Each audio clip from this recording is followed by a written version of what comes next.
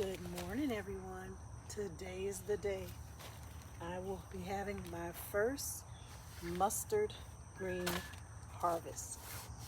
Okay, so it's kind of damp out here and wet because it's been raining, which is a great thing. I'm loving the rain. I have not had to water my garden in at least 2 days. God's been doing it for me. So I'm gonna go ahead and have my first mustard green harvest.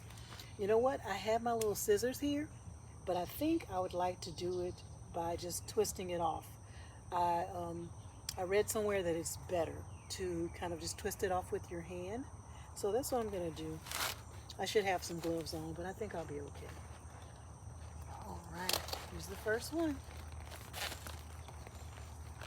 I have my little scissors. Let me put it in my pocket. There you go.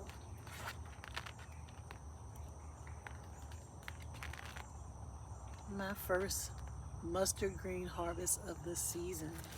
So let me get started, you guys.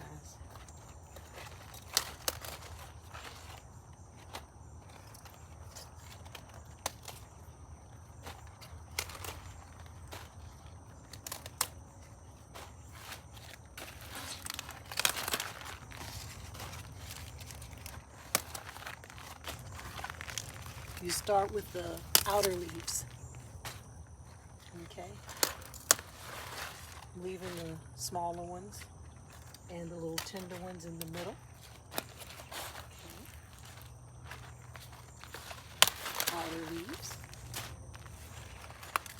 Look at this one.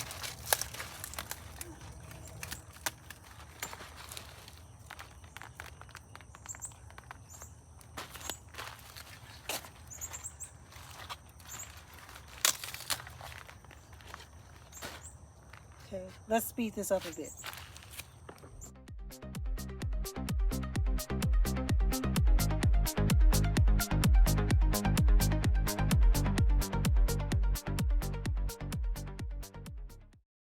Okay, you guys, I am done with my first mustard green harvest of the season. I left a few leaves on there, and probably just a few more here and there could have come off. They were large enough, but I'm gonna let them stay on there because I want enough left on there so it can regrow. You need leaves for photosynthesis. That's how the sun, the plant takes in the sun through the leaves. So they do have some little small tender ones on there. I see maybe very few, maybe like that one over there or that one that I could have taken off the plant, but I left it on there. It'll be okay because look what I got. That basket is full. Now you know when you cook mustards, they really shrink down, but that is enough for one good meal. Okay, that basket is filled. And also, I want you to see the yellowing leaves. This is fantastic. This is it. I saw almost no insect damage and just these little yellow leaves down towards the bottom. Other than that, big, beautiful, healthy mustard leaves. I am very, very happy with how this harvest turned out. Okay, and now that the harvesting is done, I want to share with you a DIY spray for insects that I learned about on the internet.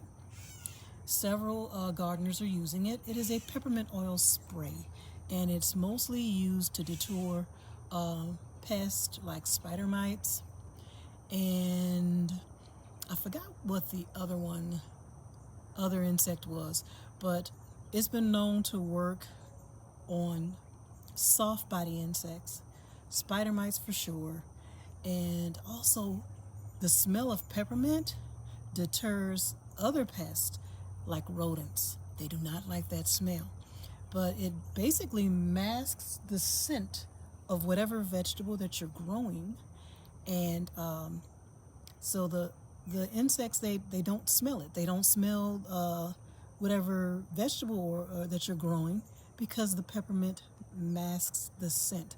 And also I like the fact that it's organic. It's not some type of chemical that may be harmful. It's just plain essential peppermint oil. So I'm gonna take you over to the patio and I'm gonna mix up a batch of that. And this is the perfect time of day to use it. It's in the morning, and I'm just gonna mix up the spray and show you how I use it. Okay, let's go. Okay, you guys, this is the peppermint oil that I'm going to use. Okay, you want to use essential oils. You don't want to use peppermint extract like you use in cooking or baking. You want to use essential oils, okay? And I just bought this little box because it has, I saw where for the cost of just one peppermint oil by itself, they had this pack that had the other two oils in there and the lavender and the eucalyptus. And I'm like, might as well get the bigger box with more product in it than spending the same amount for just one little bottle. So that's why I have that. May not ever have to use these or use it for some other reason, but or purpose. But the peppermint oil is what I need, and we're going to use a teaspoon, or it's either 1 to 2 teaspoons per gallon of water. 1 to 2 teaspoons. And I have my little teaspoon here. And also you need a detergent, a dish detergent. That you use that because oil floats in water. So if you add the dish detergent, it will, and you shake it up, the oil will be dispersed throughout the water better because of this detergent that's in the water. Because the oil will just float on top of the water if it doesn't have something to cling to. Okay, so also when you use a dish detergent, it's best to use either a Castile soap, but Castile soap is expensive, okay? But you want to use the purest soap that you can find. You don't want one that has like one of those expensive brands with the bright orange color or the blue color. Those, you can use them, but just use very little of it. You want the purest soap you can find, and this little inexpensive brand that I get from the dollar store is perfect because it's going to serve its purpose, but it's not, it doesn't have all those additives. You know, like those additives that we have in the really, the dish soaps that have like a grease cutter. Even though this says it is tough on grease, I'm talking about those real fancy dish detergents that we use, dishwashing liquids that we use. That's not necessary. Just a plain little bottle of inexpensive detergent will work. Okay, so I have my sprayer here. Okay, I may have to back up a little bit so you can see. I have my spray bottle and I have my measuring spoon here. I'm going to measure out maybe 1.5 teaspoons to 2 teaspoons of the peppermint oil per gallon of water. I have my gallon sprayer here, and then a couple of squeezes of the detergent. Okay. Okay, I have my gallon of water. Here's my spray bottle. This is a gallon spray bottle. Okay. Okay. So, here's my peppermint oil, my teaspoon here. That's 1 full teaspoon. I'm going to go with 2, maybe a half. There we go. All right. And what you're going to do is you're going to spray the back of the leaves. So just like I do, a couple of squeezes of this first. All right. And then you mix it with a gallon of water.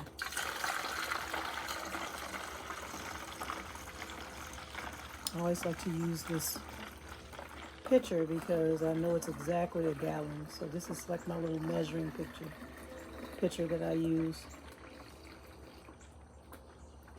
There we go. That's a gallon. Exactly. All right.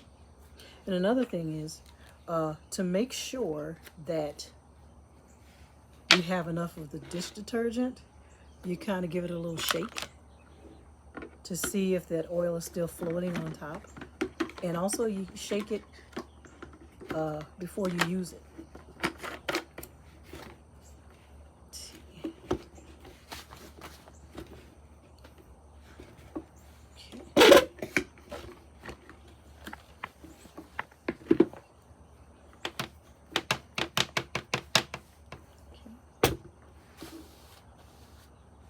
All right, so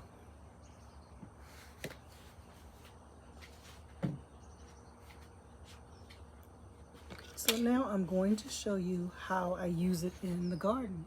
So let's go out there.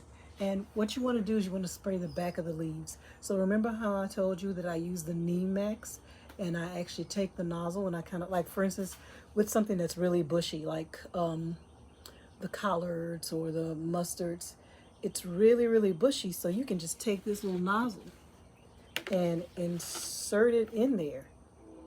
So the spray, you can even like turn the nozzle upwards, right? Whoops. So the spray will hit the back of the leaves, okay?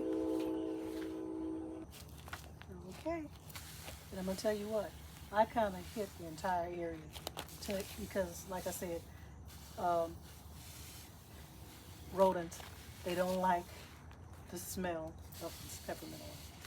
So I know for a fact I had a rodent in this area. Remember when I had my melons here? I had my cantaloupe and my honeydew in this area, and could see huge bite marks on my fruit over here, and could not for the life of me figure out why. And then one day I literally saw, I was over here in this area one morning, and I'm pruning the vines and all that, and bam, I felt something hit the ground with a thud. And I'm thinking one of the cantaloupes, I'm trimming the vines, and one of the cantaloupes or whatever hit the ground. It was an actual rat. Okay, I saw his little gray body with the tail. Okay, and scared the life out of me, but I kept calm.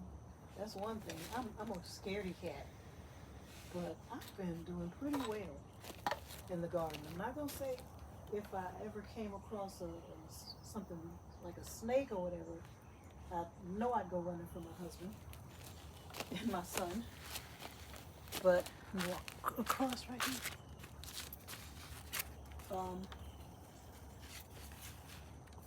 But I remained calm and just got the heck out of here for one thing. I'm trying to stick it inside there like this so the spray can spray out and hit the back of the leaves. Okay, but also, like I said, I'm getting the entire area.